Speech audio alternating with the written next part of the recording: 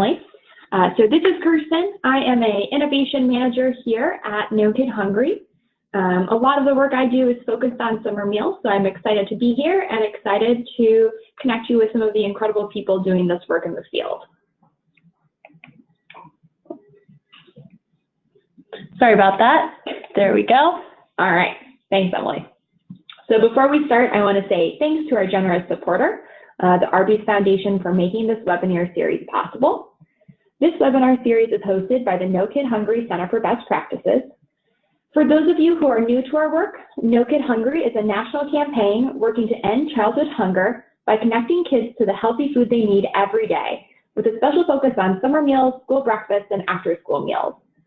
The No Kid Hungry Center for Best Practices provides tools and resources needed to help elected officials and their staff, educators and community leaders achieve success in fighting childhood hunger. We provide tools and resources, case studies, reports, webinars, and trainings. We also share expertise and provide technical assistance to organizations or agencies working to end hunger in their state community.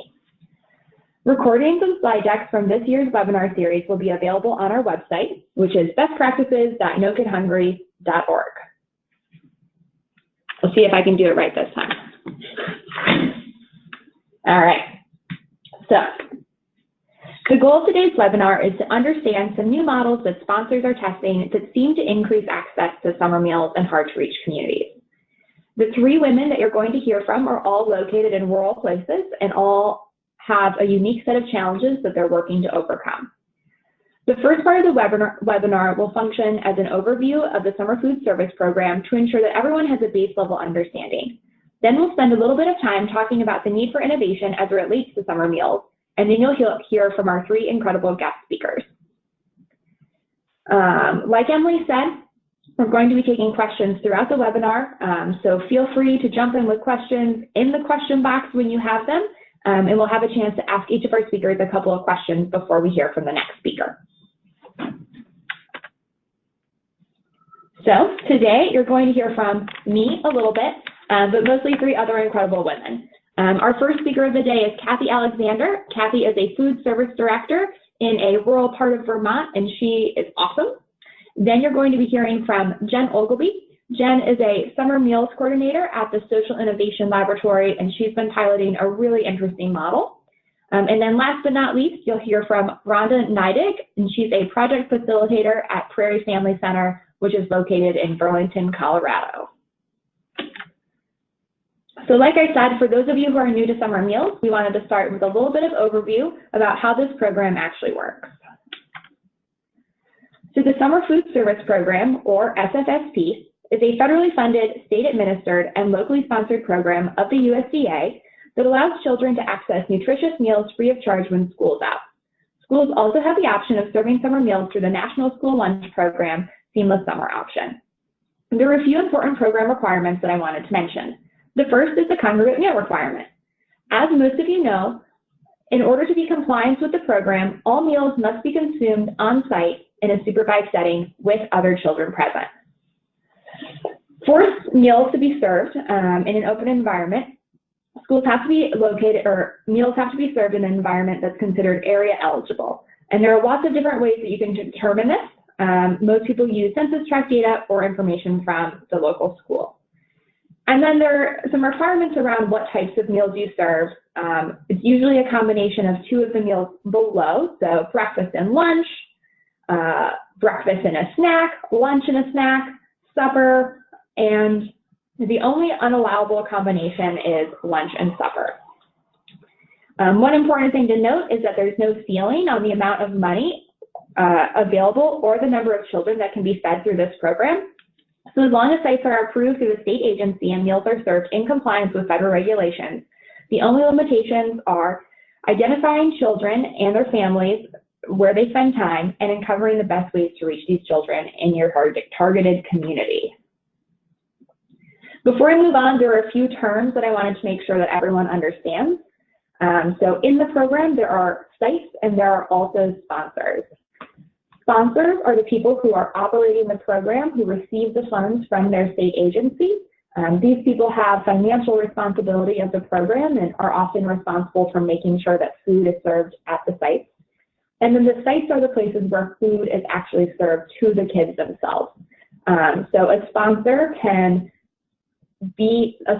also be a site, and a site can also be run by someone who is not directly the sponsor. This is important to know because these models use these terms a lot. So if anyone has questions about that specifically, we can add more detail when needed. All right. So while the Summer Meals Program is obviously a lifetime to children in need, we know that nationwide the utilization rate is pretty low. Right now, only about 12% of the need is being met. And these are kids who eat for the reduced school lunch or breakfast during the school year, but are not eating meals in the summertime. There are lots of barriers for why this happens. And for me, all of these barriers illustrate the importance of innovation. I think this is especially true when we're talking about areas that are hard to serve, like more rural places. In rural places, there are many additional barriers to summer meals participation, like limited access to public transportation or the high cost of personal car ownership. And these barriers prevent kids in these rural places from accessing summer meals. A few years ago, our team conducted some research trying to understand why these barriers continue to exist in rural places, and we also found that community preference can also play a big part in this. In the work that we did, we learned that kids really do want to be eating meals closer to their homes. And for me, that's one of the really exciting things about a few of the models you're going to hear about today, is that these sponsors are addressing the fact that there is no public transit, but they're also addressing this piece of personal preference. All right, so as an innovation manager, it should come as a surprise to no one that I do think that innovation has a role to play when it comes to feeding more kids in rural places. My hope is that you see how each of the models that you're going to learn about today address some of the barriers I've already mentioned. To me, these models are all about normalizing the summer meals experience to overcome some of that initial bias and bringing the meals closer to where kids spend most of their time. Before we jump into the content, I wanted to provide a little more context on innovation itself and the models that you're going to hear about. So at No Kid Hungry, we follow a human-centered design process when it comes to innovation. So for us, this process starts with research at the community level. Before we start a new program or make any changes to a model, we spend a lot of time talking to people in that community that might be impacted, be they the families or the kids themselves. Then we design solutions based on what we heard from those individuals. And if we have the opportunity, we even go back and talk to those people again to get feedback on what we think we might try before we do anything. Then we start with a really, really, really small pilot just to make sure that the thing we thought was a good idea was an okay idea before we make a really big investment. So if you leave this webinar thinking that you should do something different, I wanted to suggest that you follow a similar process. Start small and talk to the people who are going to be impacted by the work that you're going to do. This is one of the best ways that you can take some of the risk out of innovation. Think about how you can build on what you've already learned and learn a little bit more before you develop your next solution. The other thing I wanted to make sure that I called out is that if you plan on innovating within the summer food service program, it's really, really important that you inform and collaborate with your state agency. Your state agency can be a great partner when it comes to innovation, and they'll likely help you think through some possible pitfalls before you even get started. Each of the speakers that you're going to hear from today work closely with their state agency and the work that they're doing. And while all three were able to receive federal funding for the models that they ran through the Summer Food Service Program, it doesn't mean that all state agencies would share the same attitudes or opinions as the state agencies of the speakers. So if you attempt to duplicate any of this work, please make sure that you give your state agency a call, you tell them what you learned, you explain why you're interested, and you work together to come up with a plan for how you might try this work out in your community.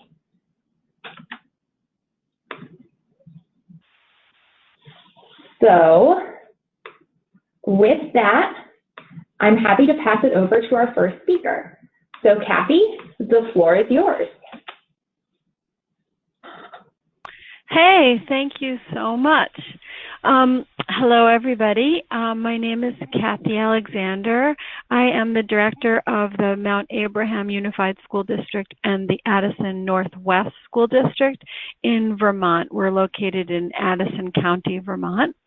And I have been a food service director for 20 years, and we've been running summer meal sites in both of our districts for probably 15 years. So lots of changes, lots of experience, and the programs have been growing. Let me start by telling you just a little bit about our area of the country and our districts. So we are in very pretty rural Vermont, surrounded by farms. I'm going to talk to you today about a specific district where we have one high school in the town of Vergennes. The high school has about 400 students, and it's all the 5 towns all the students convene at that high school after elementary school. So we have 3 elementary schools and 1 high school, and a total of 5 towns. In the entire district that I'll be talking about today, there's 892 students enrolled during the school year. That drops off in our summer programs. We see close to about 300 to 400 kids a day, and that's after about 5 years of kind of building those programs. We started summer meals because our free and reduced percentages at one of our elementary schools did get up to 50%, and so that made our program, our town, and the school programs or the programs within that town eligible based on that school eligibility data. In addition, we have a couple of sites within the town that are also eligible through census data. So, and that census data is based on geographical census, and the school is not in that area. So we were able to do more sites and build our programs using both of those eligibility criteria for summer meals. We're up to 8 sites now in our little town of Vergennes, which is pretty amazing. Some are small and some are big. And I'd like to tell you a little bit about one of our innovative programs that we started last year. And we're calling it the Pool Site, also known as the Sunshine Grill. And this is a site that we had wanted to do for many years. I think it must have been 10 years or so, where we thought, wow, this would be such a great place to feed kids in the summer. And part of that was because that's where they were in our little town. We have this great pool. The pool is adjacent to our elementary school, but it's not considered the same property as the elementary school. It's considered town property. So the pool is open daily. It's right in the center of town. They offer swimming lessons all morning, and it's open for free swim all afternoon.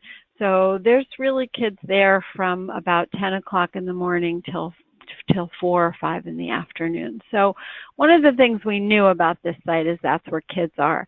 We had some barriers getting to open at this site because the school is so nearby, and our state agency had granted us permission to have a summer program at the school, and this pool site was too close. So it's kind of one of those things that you may want to do something and keep coming up with barriers, people not wanting you to expand. And we weren't able to do it because of the location.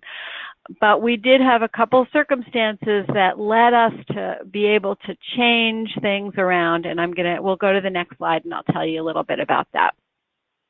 So the pool site became an option for us because our school had to close for the summer for renovations.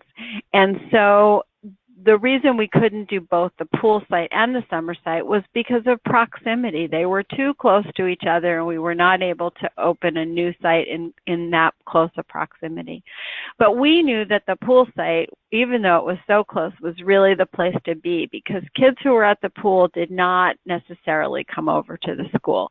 So when the school closed, it opened up this real opportunity for us during that summer last year to say, okay, we really, really need to get to these kids, and they can't even enter the school, so we're just going to have to be at the pool. And it worked out really well. So we did open that pool site. We had to get a waiver for a whole variety of reasons from our state agency, but we worked really, really hard with them and ended up getting the various waivers that we needed, and we were able to open the pool site that you saw on the previous slide.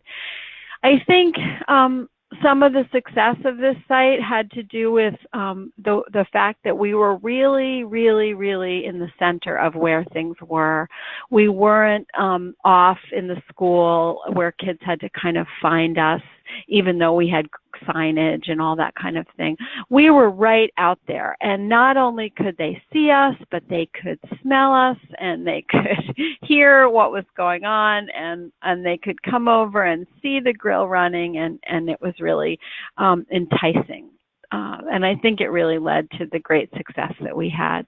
In addition to that, we had fresh food every day and lots of local product. As I said earlier, we have a ton of farms all around, and so fresh local food is always a big part of our summer program.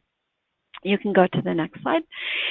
We had our staff were there every day, and of course, they offered service with a smile, and the space that we created with our tent that we were able to put up and was permanent there for the whole summer really was inviting. It was simple, but it was a place where people knew that they could just come and grab some food for their kids. We also sold meals to parents and adult parents, as well as I told you that the school itself was closed for construction, and so we did have a whole hard hat menu so that we were able to serve some of the construction workers out as well.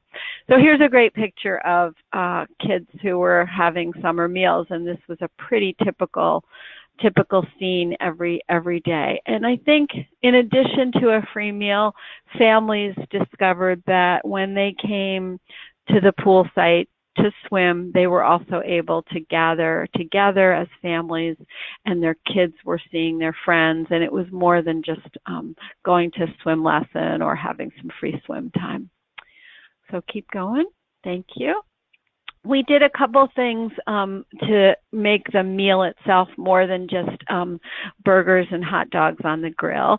We did that, but we also, we had the burgers and hot dogs, and then of course we had our fresh fruits and vegetables alongside that. But we also were offering meals and delivering meals as part of our overall program to 6 other sites.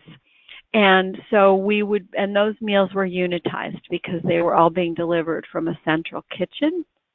So what we did was we always brought some of our unitized meals over to the pool site. So it just gave kids a choice. So there was the fresh off the grill opportunities, and in addition to that, there was the unitized meal. So you can go. So it wouldn't be fair to talk about all the success without saying a couple things just about our challenges of getting this started. One, I did tell you that we thought this was a great idea 10 years ago, and it took a lot of talking and perseverance to get some community buy-in. Funny enough, when I first mentioned this idea to people in our community who ran the pool, the first thing they said was, "Oh, you could never do that because kids can't eat before they go in the pool."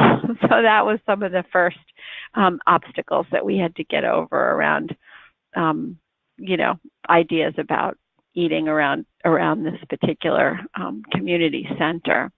There was also weather, of course, and concerns about rain and wind and those kinds of things. But we were very worried about the tent and windy weather, because we can get some weather up here in Vermont.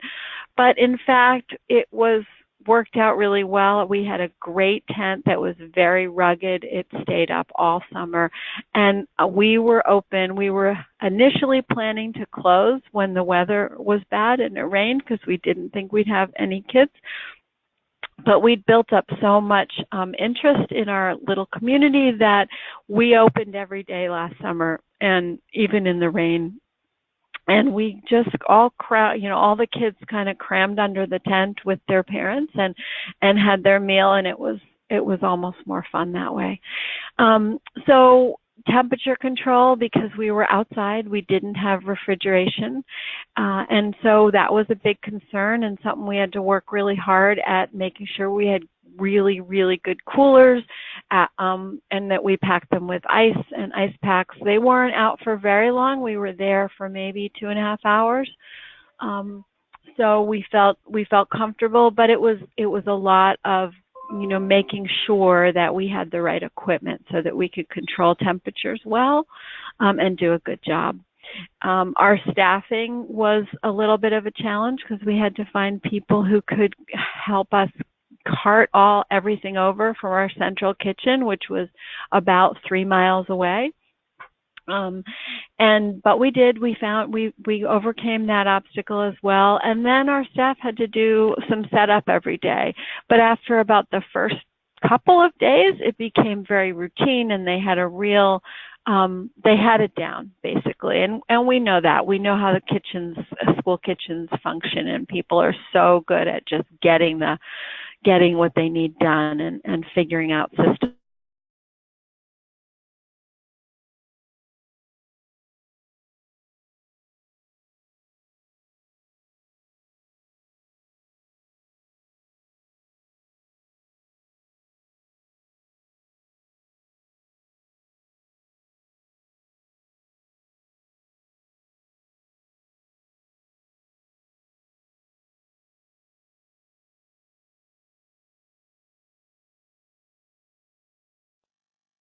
Station that's portable, and that was really a great boon for our little program there.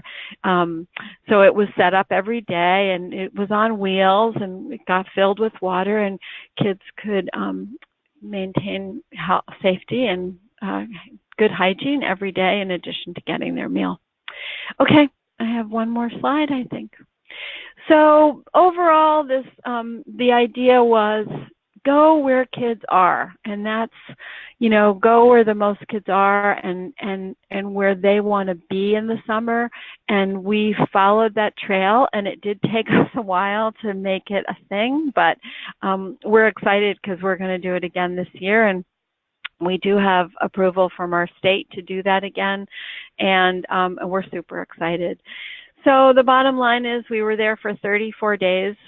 We served about 8,402 summer meals, lots of sunscreen, and lots of smiles on the faces of our kids and families who benefited from that. And it's all basically priceless. So thank you so much for listening and letting us share our story. Thanks so much, Kathy. I have a couple of quick questions for you. Okay, shoot. For the grill, were there any additional certification requirements that you had to put in place to be able to cook on site? No, we did not have anything else we had to do. We had to do a couple of things, like have a fire extinguisher available, and, a few safety issues that we definitely had to consider. As I said, the hand washing station was a big piece, but we didn't have to certify our program in any other way, because it was outside. We just had to make sure that we were transporting food safely, keeping it safe while it was there, attending to any other safety issues, including fire. But we worked with both our state agency and local officials, fire marshal, et cetera, and made sure all that was in place before we started. So good question. Got it. All right, last question. So how did participation at your pool site compare to your other sites? And you can pick like your other most popular site as a comparison point. Yeah, sure. So we can compare the school site when we were in the school to when we were out at the grill site. And it was almost double when we were outside at the grill site from when the kids were inside in the school program. So there was programming at the school, so those kids were kind of a captive audience, but it really increased when we were outside and not only had the kids who were in the school program, but also families who were coming to the pool. So we saw a pretty big jump. Yeah. That's really interesting. Thanks so much, Kathy. If you guys have other questions for Kathy, keep them coming and we might have time to ask a few more at the end. With that, I'm going to pass it over to our next speaker, Jen. Hey, hi, how are you? I am Jen Ogilvie and I'm an America Vista. I'm the Summer Food Service Program Coordinator with Social Innovation Laboratory in Emporia, Kansas.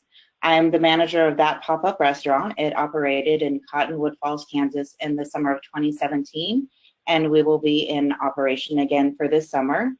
It is also another very rural area between Cottonwood Falls and Strong City, its closest neighboring town. The population is about 800 people total. In fact, there's only like one school district for the entire county. Just all the kids in Chase County attend the same schools. After attending an opening day of a summer food service program here in Emporia, Matthew Shepard, head of Social Innovation Laboratory, thought, well, how can we change the game and change our approach to the summer food service program so that more people attend, and therefore that pop-up restaurant was born.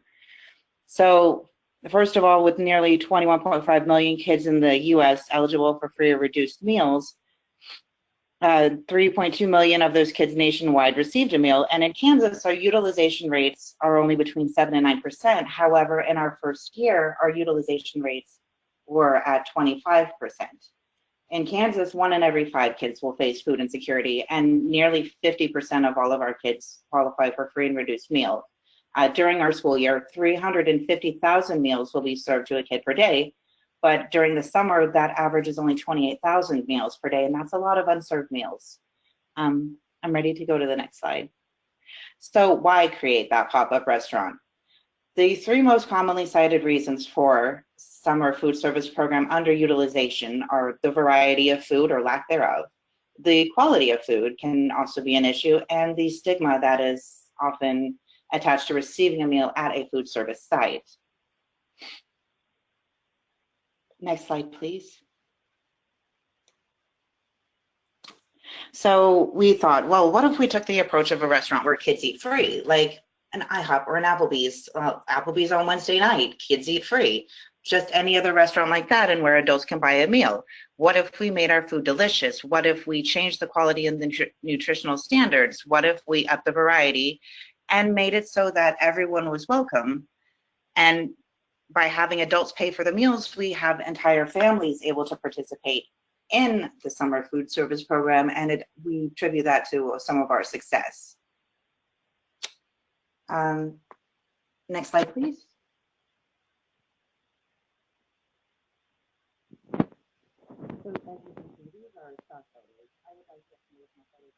Made today, and you can see on one side that is our menu. Our menu is set up sort of like a Chipotle, where you go and you pick your base. You can pick lettuce, you can pick rice, and you can pick a burrito, a tortilla. From there, you can pick your protein, beef or chicken, and after that, you pick your proteins. Then you can pick your veggies, lettuce, onions, tomato, cheese, sour cream, salsa. We also offered smoothies, and those went over really, really well for our dairy component as well. So every time a kid comes through, they can make the plate however they feel like it. And there's, I'm so sorry.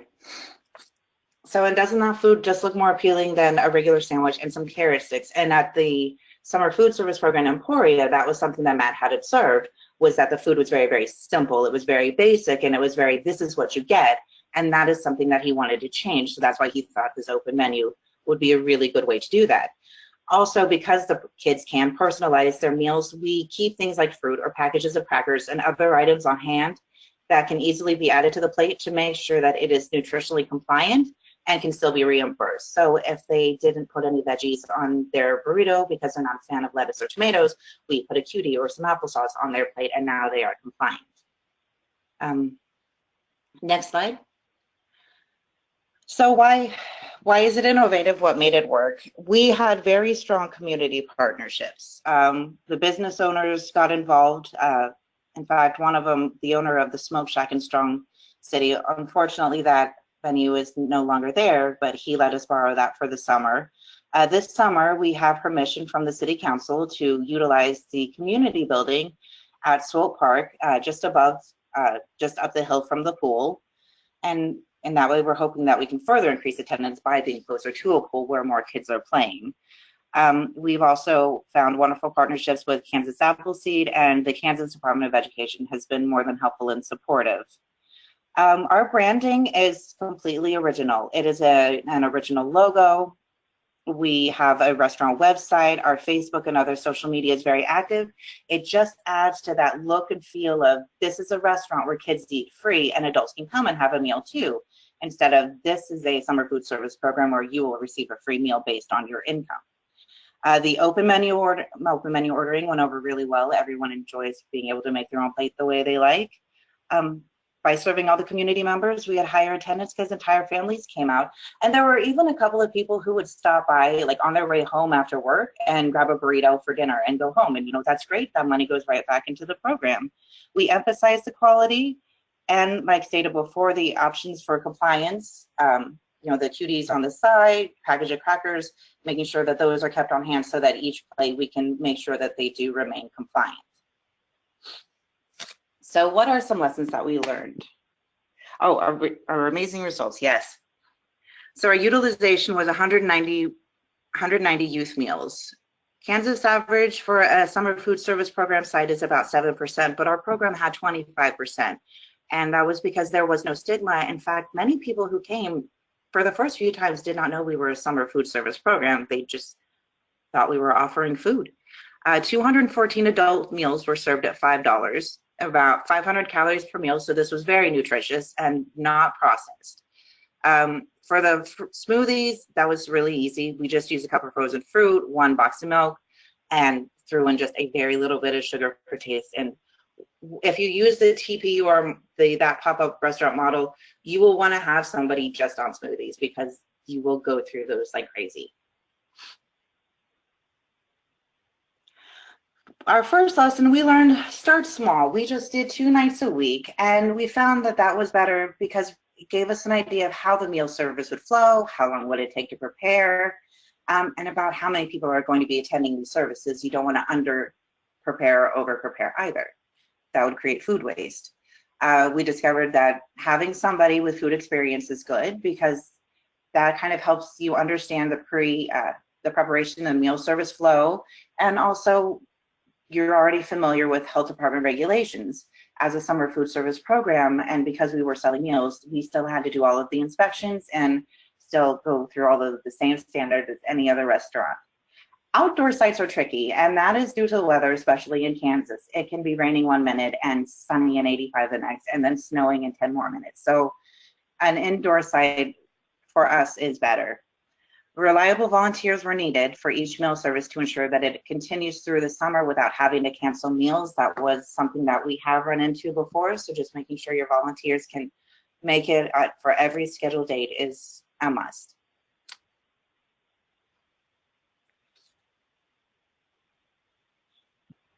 Thanks so much, Jen. Thank you. A couple of quick questions. So you were running that pop-up restaurant in a small town. Was a new restaurant in a small town a big deal? And do you think, how do you think the fact that you were in a more rural community played into the success that you saw? That's a really good question because there are a few restaurants in Cottonwood Falls, but they're only open like just 2 to 4 days a week, and sometimes not even for a lunch service or a dinner service, just one or the other, not both. So we really didn't have too much. That really wasn't an issue. Got it. All right, one more question. So people are really interested in how you are in compliance with federal program requirements, especially around milk. So all of us who do summer meals work know that in the summer it can be hard to get kids to drink that milk, but you guys had a pretty creative approach. So I'd love to hear you say a little bit more. Exactly. That's why we did the smoothies, because one smoothie will use up that entire carton of milk. So they have received all of the milk that they are supposed to receive, but it's more fun because it's a smoothie and the kids get to pick out what kind of fruit they want. There's the triple berry, there's blueberry, there's strawberry, and then they can just pick their flavor with only just a very little bit of sugar for taste. Not very much, but just a little bit of sugar for taste. And they really love those and actually kind of sometimes would come back for a second. Got it.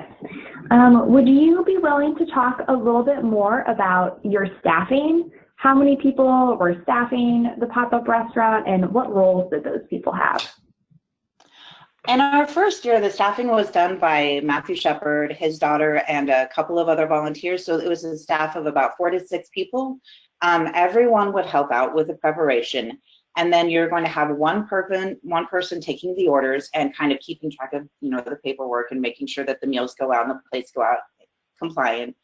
You'll have somebody on toppings. You'll have somebody handing out the bases. You'll have somebody just doing the meat, and you'll have somebody just on smoothies. All right, so it looks a lot like a Chipotle. It really does, exactly, just like a Chipotle, but better food. Smart. All right. Well, thank you so much, Jen. Super interesting model, and hopefully we have some more time at the end for questions. I think we should probably move on to our last speaker. So last but not least, Rhonda, it's all you. I'm here. My name's Rhonda Neidig. I live in a small town 12 miles from Kansas, the western Kansas border, in a town called Burlington, Colorado. I've been with Prairie Family Center for 3 years. I was specifically hired to take on this summer free food program that we've been piloting. This will be our 3rd year. So let me just tell you a little bit about what's going on in Burlington. Go back to that first slide again for just a second. Okay, Burlington's a small town. Like I said, it's in the far eastern plains of Colorado. It's 12 miles from the Kansas border and 160 miles from Denver. We're the last town that you pass through before you get to Kansas. Prairie Family was established as a nonprofit organization, assisting families through our education programs, our food bank, and our thrift store. And we're a member of the Family Resource Center Association. We were one of the founding members in 1998. So on to the next slide. Burlington and the surrounding areas are pretty much agricultural. We do farming and ranching. At one time, we had a large privately owned prison that closed about 4 years ago and left us with about 1,500 jobs that just disappeared overnight. It really did a big a deed on our town, left us with a big, huge hole. And many of the people that lived here were forced to move on to other places to find other jobs.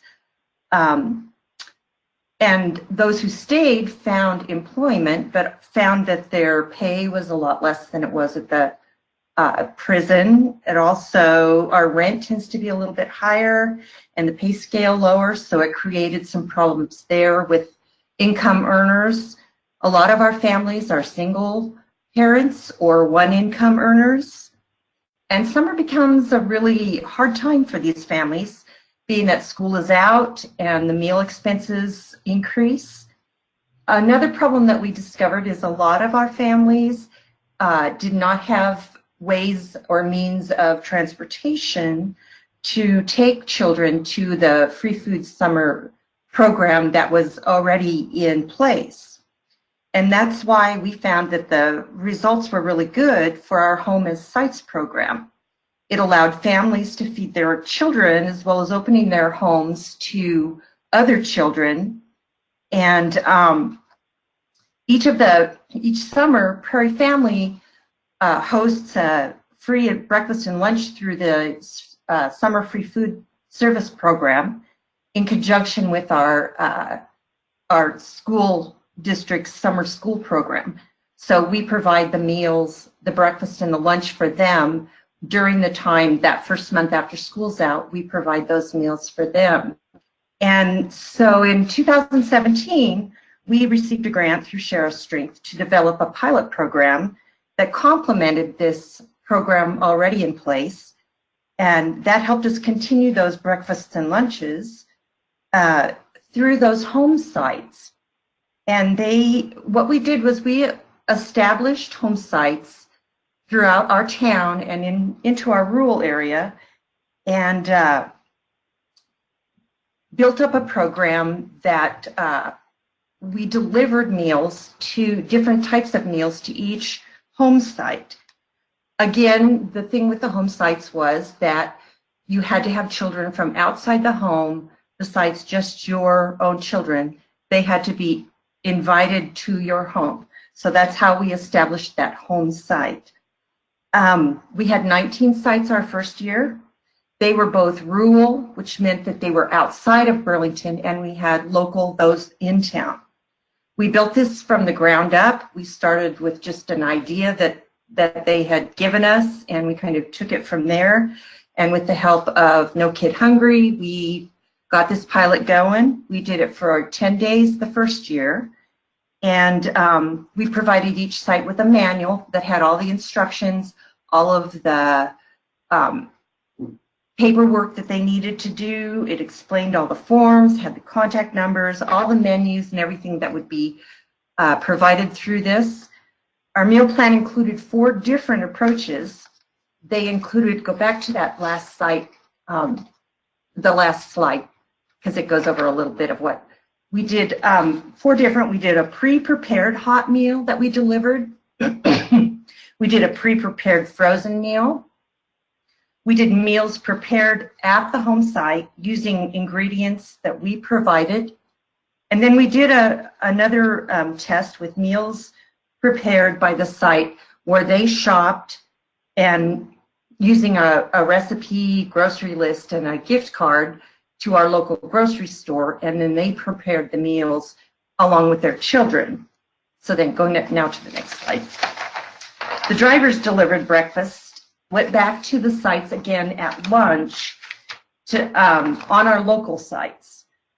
The program included the rural sites, and because they were relocated outside of town, some of them about 20 miles outside of town, we had to take a little bit of a different approach for them.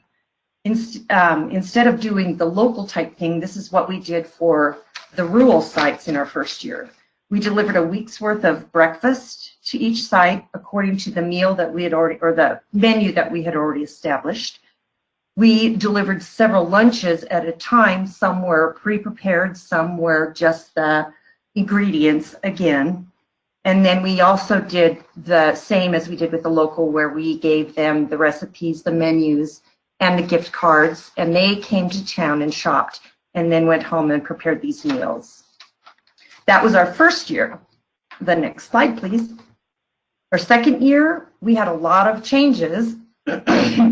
We began to focus more on moving from doing just the No Kid Hungry into incorporating the USDA guidelines, and that required a pretty major rework of our program. Unfortunately, our rural sites had to be eliminated because we had a lot of difficulty transporting and storing foods. They had a lot of trouble including other children because their neighbors were quite a ways away from each other. So bringing other children in from outside the home was difficult for them. And it was really hard sometimes to trying to store all those little milk cartons that we delivered to them for a week. So storage was kind of a big issue that we discovered as well. We had to include a considerable amount of training for those sites that we had chosen. That included filling out the forms for the USDA, correctly temping both the hot and cold foods, the cleanliness of the home site, and keeping the food storage at a necessary temperatures that the USDA required. We got involved with the SFSP staff because they were very interested in seeing what was going on. It was something that they just hadn't ever been introduced to. So they came and visited with us, and we established a good working relationship. And then they provided us some ideas on how to better our site and comply more with what we needed to. Very good working relationship with them. We changed the way we delivered our daily meals. We had 6 drivers the first year. The second year we were down to 4. What we did was we delivered the breakfast, the next day's breakfast with that day's lunch. So when we delivered Friday's lunch, we would deliver Monday's breakfast. So that helped us cut down the number of drivers that we needed and also the number of hours that we used those drivers with. We also added a couple of interns that helped us through our administration and our meal prep, and that left myself to be more involved with the daily administration of the program. Next slide, please. We are moving into our 3rd year, and we're decreasing the number of sites that we service through No Kid Hungry, but we are increasing the number of sites. Excuse me, my allergies are killing me. The number of sites that we service through the USDA's Summer Free Food Program. We plan to include a much more in-depth training for our site staff from our home sites, and we because of our close working relationship with that with the SFSP, they've provided us a lot of materials, websites, printables, whatever we needed to make our sites more appealing and make those around the neighborhood more aware that there is a site available in their neighborhood. We'd like to once again incorporate our rural home sites. We find, that they really were very appreciative and were some of the ones that needed that program as much as our local ones. But we have yet to really come up with any kind of an idea of how we can incorporate them in doing with all of the USDA. But we look forward to taking our program to the next level by achieving a site model that is efficiently sustainable. So one other thought on that is that we have also done a site through the USDA that we did kind of as an experiment through my brain is giving me fits.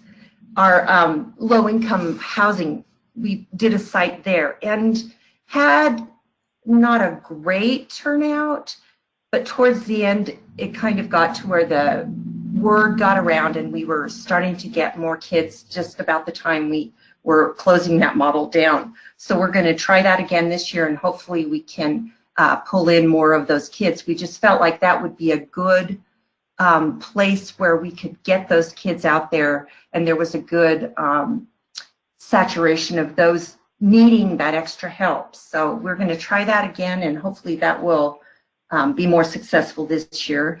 We did include some exercise, fun things that one of the programs is called Catch. We did include some of that with our meals so the kids could have something fun to do. They would eat their meal and then go and enjoy some of those fun activities as well. So we were using a couple of different programs through our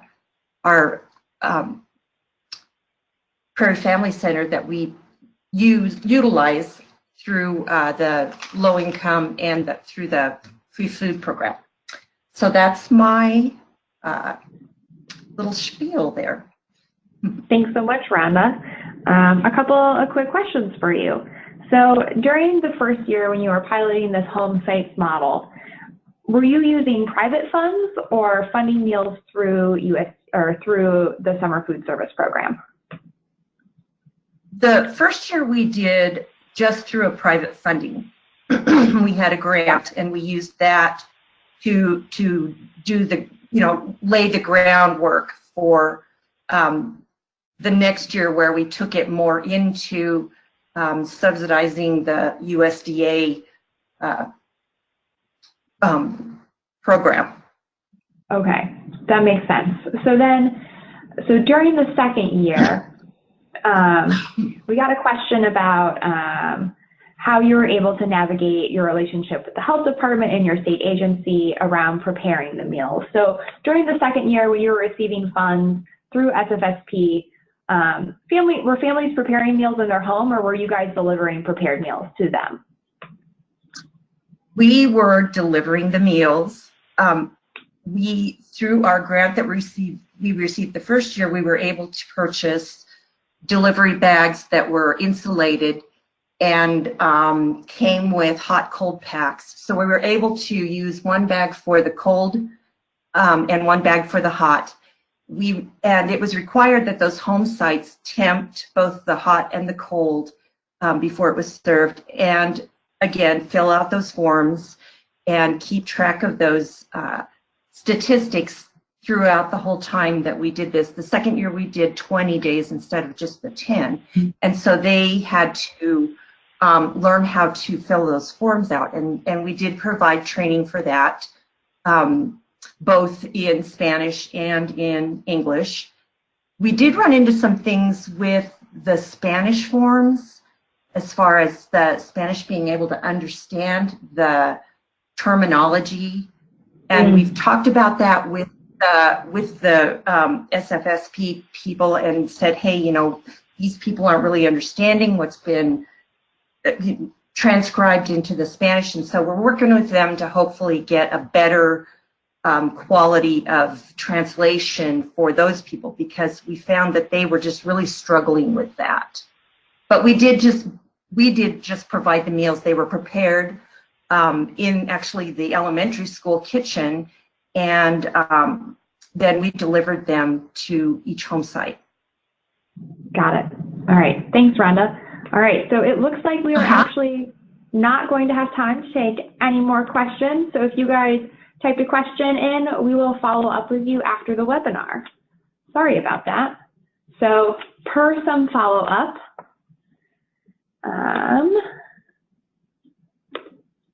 so I want to first thank Kathy, Jen, and Rhonda for joining us as featured panelists. Like Emily mentioned at the beginning, a recording of this webinar is going to be available online in addition to the deck. In the meantime, I want to encourage all of you to join us next month for our next webinar, which will be on core summer meal strategies to overcome transportation barriers. In the webinar, we'll be joined by industry experts and explore key success factors that impact mobile meals and the effective delivery of summer meals programming. The session is going to be really interactive and help attendees identify the big questions that they should ask themselves when thinking about developing a mobile meals program. So registration information for that webinar will be included up in the follow-up for today's event. So in conclusion, thank you for joining us. I hope you leave this webinar with some ideas that you want to test in your community. I know for me, when I listen to these three women speak, I'm just so struck by the fact that they're really thinking about how these barriers impact kids in rural places and coming up with creative approaches to either get the meals closer to them or to make the kids feel a little bit more comfortable or a little bit more excited about eating meals in those places. Like I said, if you had a question that we didn't get to, we'll make sure we get you a response in a timely fashion. And if other questions come up, we're always available. You can send us an email through the Center for Best Practices page. So thanks, everybody. I hope you have a great week.